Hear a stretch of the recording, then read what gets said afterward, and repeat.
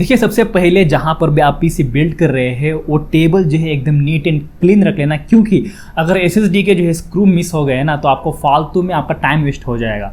2 hours 3 hours या market में जाओ वो स्क्रू ढूंढो। अगर मैं मदरबोर्ड की बात करूँ ना तो उसके स्क्रू तो मिल जाएंगे, लेकिन एसएसडी का स्क्रू जो है बहुत ही क्रूशियल होता है। और अगर आप जहाँ पर काम कर रहे हैं वहाँ पर बहुत सारी चीज़ें पड़ी हुई हैं तो आपका माइंड जो है एकदम क्लटर हो जाएगा। आप बहुत से बार जो है बार बार कंफ्यूज हो सकते हैं, वो कहाँ पर रखा है, ये कहाँ पर रखा है। इसलिए जहाँ पर भी आप काम कर रहे हो वो टेबल जो है एकदम नीट एंड क्लीन रख लेना।